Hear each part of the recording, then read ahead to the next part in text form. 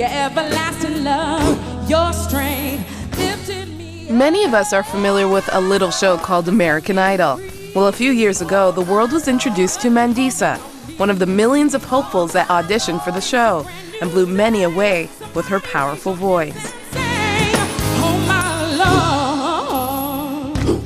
Making it to the top 12, Mandisa was soon singing in front of millions and openly professing her faith in Jesus.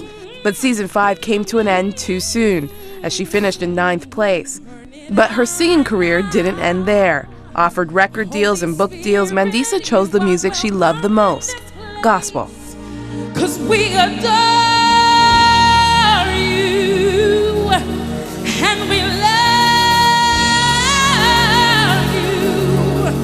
you. Now with the release of her Grammy-nominated debut album, True Beauty, I got a chance to attend one of her concerts and later sat down with this powerhouse singer as she shared what life is now like after American Idol. The whole world sees.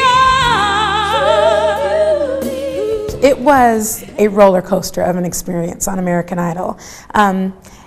Highs and lows. I mean, the absolute highest points of my life were on that show. One, when I forgave Simon and he responded just like a gentleman. I had never seen him like that before.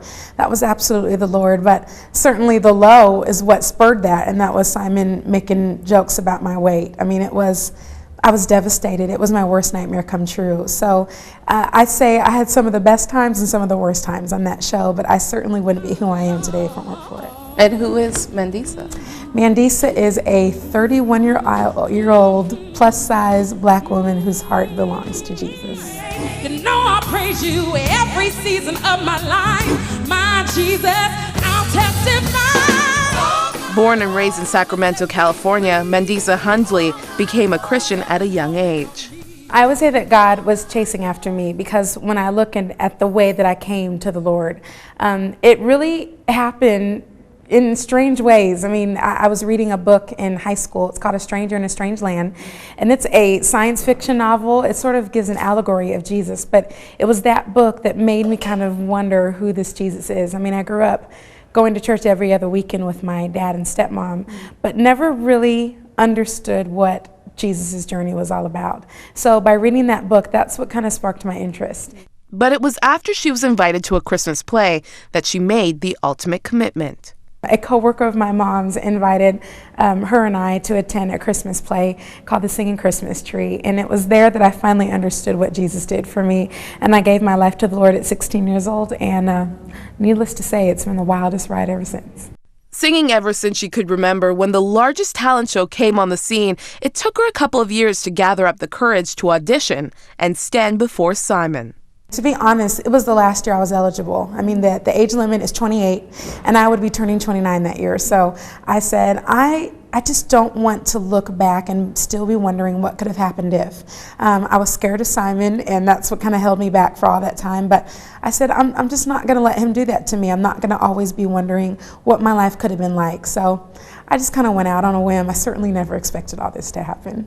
American Idol soon became Mandisa's life, and everything was on the table: her past, her faith, and even her weight. I didn't want to get to the end of my life and still be wondering what could have happened if. So I walked in, I did my audition, and I have to tell you, as terrified as I was so relieved when at the end of my audition, Simon Cowell not only didn't make any comments about my weight, but he actually said, "Mandisa, you have a very beautiful face." And then he said that I was everything he wanted me to be when I walked into the room. I was so relieved because, listen, as somebody who has been struggling with their weight their entire lives, I was terrified of what he was going to say about me. So when he said those words and said that I had made it to Hollywood, I ran out screaming. I was so happy. I was happy I made it to Hollywood, but I was even happier that he didn't ridicule me on national television. And a couple of months later, I was watching the premiere of American Idol with a room full of my friends. I couldn't wait for them all to hear the wonderful things that Simon had said about me. And then it happened. My worst nightmare came true. I watched in horror as Simon Cowell did indeed make comments about my weight, but he made those comments after I left the room. So I found out with you all and 30 million of my closest friends exactly what he thought about me, and I was mortified. I don't believe that we should give in to the hype of what media would tell us we're supposed to look like. I don't believe that that is the definition of beauty. I think the definition of beauty should come from the Word. I've been surrounded by the people and felt so all alone. Tried to give up being different so that I could just belong. But besides her battle with weight and the public scrutiny, Mandisa was bold about sharing her faith with the millions who watched every week. There were a couple of people on the show that would sort of encourage me to tone it down a little bit, but I was not being anything other than who I am, and I love Jesus with all of my heart. I can't hold that in. I can't hide it. I don't want to. But unfortunately, her words would come back to hurt her after comments she made on the show led to one of the darkest periods in her life. When I was on American Idol, I sang a song called Shackles, Praise You. It's originally done by Mary Mary. And I started out by saying, this song goes out to everybody who wants to be free. Your addiction, your lifestyle, and your situation may be big, but God is bigger. And of course, I was talking about my addiction and my lifestyle. They always say you shouldn't diet, you should have a lifestyle change. And I didn't realize that the word lifestyle had become a buzzword among the homosexual community. And so a lot of people took me using that phrase, and they said, Mandisa, she's one of those religious fanatics. She hates gay people. She's judging us. And I later found out about that, and it broke my heart. In fact, the comments she made on stage simply had to do with her own battle with food and lifestyle, not anyone else's. She was attacked for her comments for weeks on end, even targeted by the media. I did what I always did. I turned to food in order to fill that void instead of turning to the Lord. And it was one day lying in my bed. I'd had just a miserable day, just stuffing myself with all the wrong things. And I was lying in bed trying to shut out God, who is persistent and just kept trying to get my attention. And he did. Her relationship with God was healed and made stronger. What's inside of you? What's inside of me? Now celebrating her faith in Jesus once again and speaking candidly to her audiences about her struggle with weight, her title song, True Beauty, has become a tool for her to speak to other women about body image.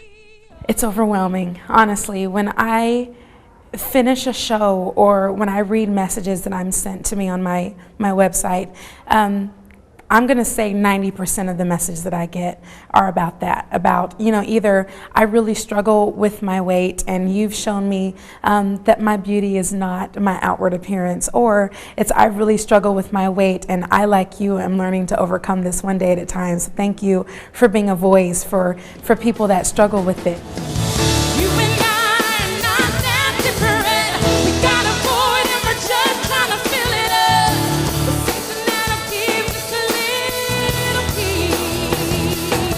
But just as we were about to end the interview, I did have to ask the question I know all of us are dying to know. What are Simon, Paula, and Randy really like? I'll just say this, there was a little controversy season 4 with Paula Abdul and one of the contestants, Corey Clark. And so since then, there's been a non-fraternization policy among judges and the contestants. I didn't say one word to them outside of being on that stage. So yeah, I couldn't tell you how he really is.